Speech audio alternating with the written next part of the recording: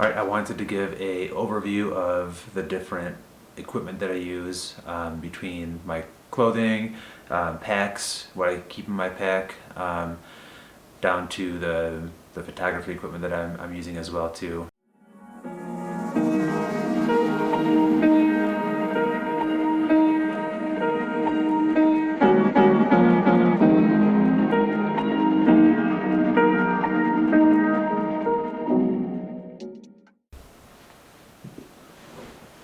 Alright, so first clothing. So a good base layer, some kind of thermal underwear, merino wool, whatever's your favorite, whatever keeps you warm.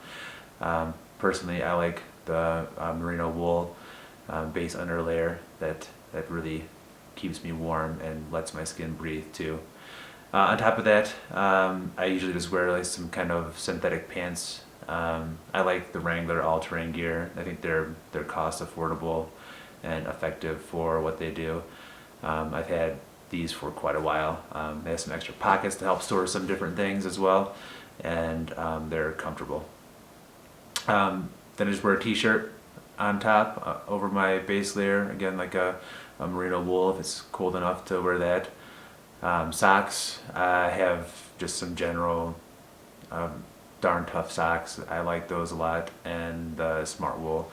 Those are my two go-to brands for my socks. So, and then if it's even colder, I'll throw like a sweatshirt on or a hoodie on top of my t-shirt. I do have a pair of the all-terrain gear pants that have a fleece lining that keeps you pretty warm. So that's it for the clothing part. On top of all of that is jackets. So I have my bright lime yellow-ish greenish jacket that's made by Mountain Hardwear. It's a great hard shell type jacket.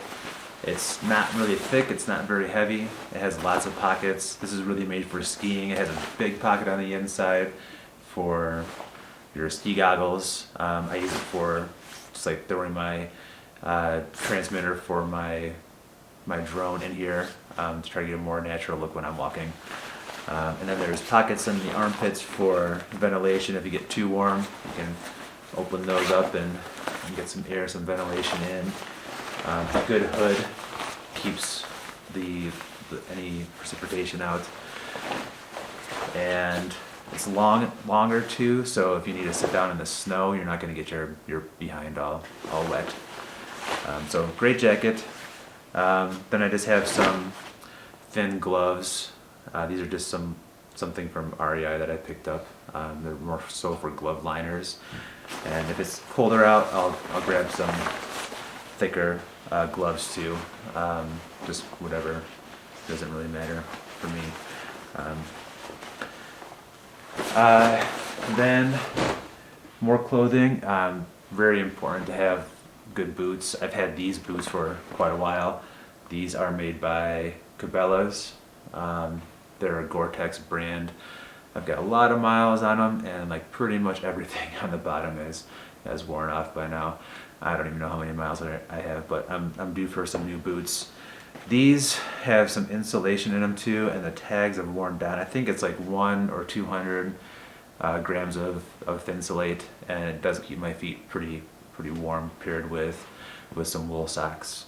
Yeah, they're great boots. Hopefully I can find another pair that I can break in just as well. I've waded through water in these and backcountry hiking, and after a while the outside did get waterlogged and my feet would get cold. So I think the last water crossing of a backpack trip I did last summer, my boots got pretty waterlogged. So they are worn, but they've been great boots. So just something that, get something that's light, that you're comfortable just walking for miles in. And then on top I have a hat. This is a hat that I typically wear. One of my favorite hats. It's by Outback Trading Company, and this is called the Wagga Aussie Outback. These I feel run a little bit smaller. This is an XL, and I have other hats that are more like mediums or larges, but this one's comfortable and it keeps the sun off and keeps your head, actually keeps it cool, because of the sun just not hitting your head all the time. So it's not fun having a sunburnt head.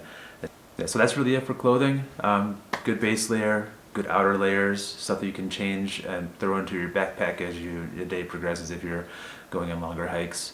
A nice outer jacket, and a good hat, good boots, good socks. All that stuff is really what you need. When I take Arvo with me, I like to give him this pack. It's just something I found on Amazon. It has pockets on either side. One on this side and one on this side, and it's got a forward strap that goes across his chest this way, and then one that goes underneath his body down under here, clips together just like this. So it goes through his body, one strap underneath down here, and then the one in forward. This is really just for his protection. So that you don't want ones that really crowd the front legs so that he can have full mobility. And I like this one. It's fun because we can put patches on it. He's the reigning hide and seek champion. And then this has his name on it too, up here.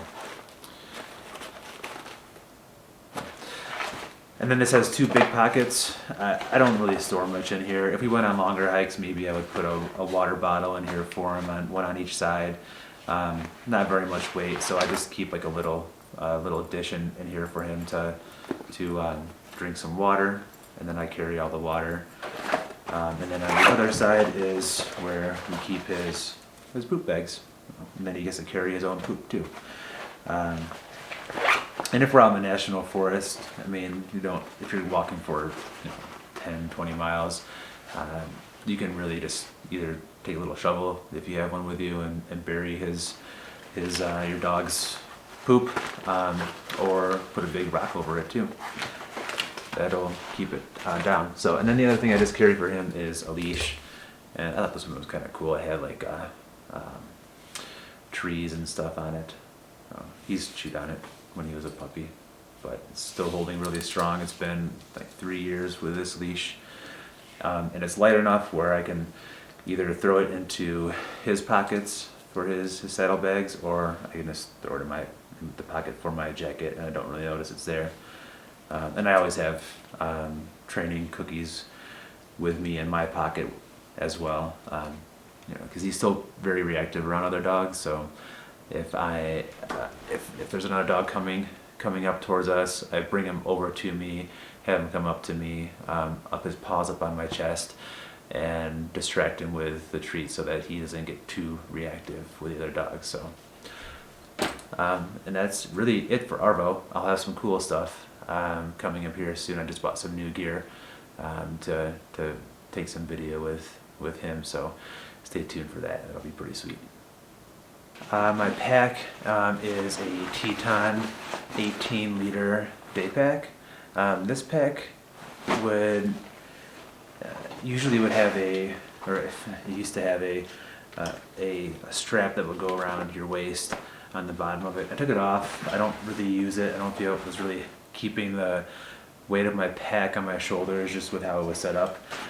So I don't use that part of it, but otherwise the pack has been great. It has a few pockets. The one that's closest to your back here at the top has the water bladder in it. And I've heard of people that have mixed feelings about the water bladders. They can tear or break, and then you have 2 liters of water that are running down your back. So I've never ever had a problem with any of my bladders ever bursting or tearing or anything.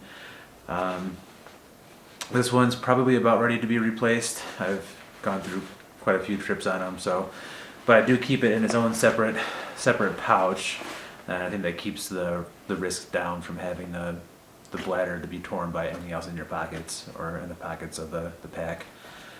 The next pocket towards the back is the main pocket, You can store all kinds of stuff in here. I've had that yellow jacket in here. I keep my cameras, my drone, extra batteries, a controller, kids stuff. So there's quite a bit of storage in there that you can really keep a lot out, or keep a lot in rather. And then the front two pockets here, the little one on the top, and there's another pouch down here. This one on the top, I really keep like some snacks in there, like chewy bars, granola bars, or batteries, chapstick, maybe a small thing of sunscreen, things like that that you just need to access in a more readily accessible. And then the last pocket down on the bottom here is where I keep a few things. So one thing I keep in here is just some rope, like 20 feet of rope, or just in case you need to tie off anything or hang your socks up to dry or haul up something from the side of the hill that fell down. And then I have a first aid kit. This is a basic first aid kit in a plastic baggie. So there's like bandages in here, there's some antibiotic lotion, Tylenol, alcohol swabs, maybe some Dramamine, Band-Aids of course, gauze, some tape, sting relief, just some basic stuff that you might need, you never know. And then down here now I just have some granola bars. I probably had some stuff towards the top from the last time out that I just wanted to move that stuff down there. And then the last thing I always keep in here is a fire kit. You never know when you're going to maybe be stranded and need a fire to stay warm. So I have a lighter in here, some waterproof matches or matches in a waterproof box, flint and steel, some dry newspaper, and some lint from the dryer. Just helps with being able to make a fire, and definitely something I've used before. On one trip I had a day hike in Bariloche in Argentina. My wife and I took a day hike up to the top of this mountain where there was this refugio, and most people were going to stay up there overnight. We were just going up there for the day. So we came back down, and on the way back down we took a wrong turn and ended up at this lake where we ended up having to spend the night. And it was nice to have a fire just to help stay warm enough without really much else that we had for survival wise. So always good to have. Another cool thing about this pack is you can really attach stuff to the outside of this too. So if you have a jacket that's just too big or too much to fit in here, you can drape it over and unclip these clips and attach your jacket into here. Or like snowshoes too. So my snowshoes I can just attach to the back of this pack and carry on. So yeah, that's my pack. Oh, there's two mesh pockets on the side too, one on each side. One side I keep like my spikes for traction, and then the other side like some spray sunscreen maybe, or I'll put tripods in here just to help keep it all right close together on my back. And that's it.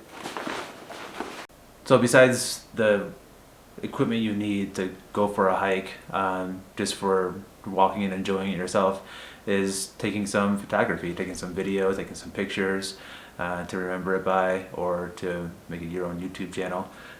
So I pretty much only use like 3 things right now. I'm going to be expanding here in a little bit with some of my equipment. I think it's been a lot of fun, and I want to do some more. So the main thing that I use is my phone, and my phone is the Google Pixel 7 Pro. I've never had a phone that can do quite so much that this phone can do. It's pretty amazing, the video and the pictures that it can take. I know some of my videos you can see like some lens flare from the sun, so I don't know if there's some filters or something I could put on there to help with that, or maybe a shade for the back. But in general, it's my go-to just for general video and pictures while on the trail. So I pair that with a selfie stick, and this is just a selfie stick that I got from on Amazon, like everything, and you know, it just opens up, and you can put your phone in here and expand it out so that you can have some selfie shots, some portrait style shots to talk about whatever you want to talk about on your trail, or to take a picture, stuff like that. So just bring it all the way out, and there it is. Boom, boom, boom. So yeah, I've done some other really cool photos with this, some astrophotography while we were camping. I tried to catch the Perseid meteor shower last summer on a hiking trip that my wife and I did out in the backcountry, and really just, I'm pretty blown away with just the versatility of these devices. They're pretty awesome. So other things I use, I have a GoPro. It's an older GoPro. This is a Hero 3 Plus Silver Edition.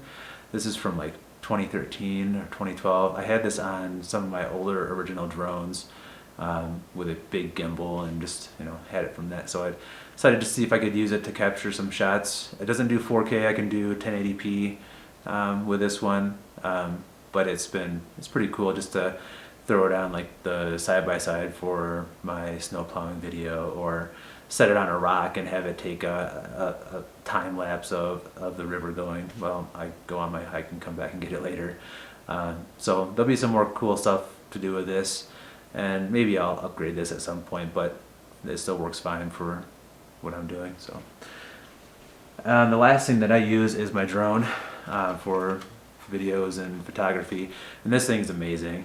And I've had some drones back from the beginning of the drone days, when you had to make everything your own, buy the controllers and flash them, and then DJI started really coming out with some pretty nice ones.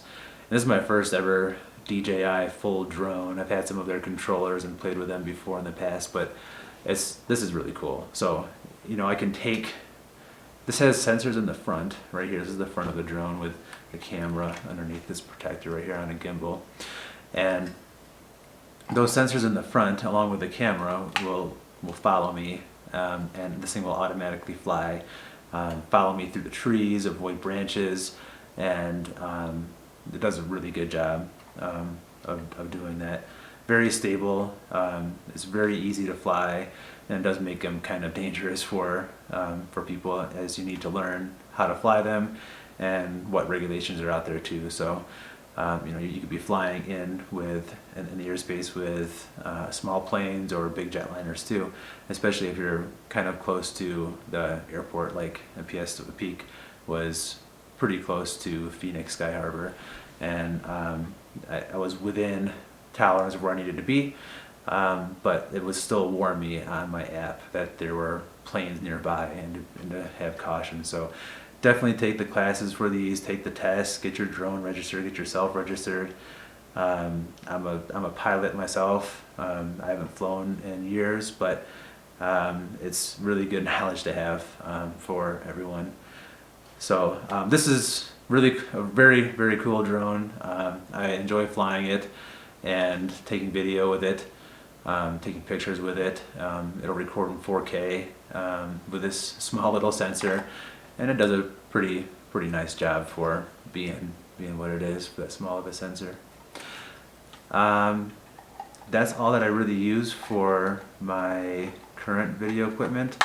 I'm actually taking this video on a new camera for me, a Canon M50, and this is going to be the next level for me, just to take some pretty cool video and some different photography just of my area. So I hope this will help with expanding my interest in hiking and videography and photography, and just getting out there and learning and exploring more. So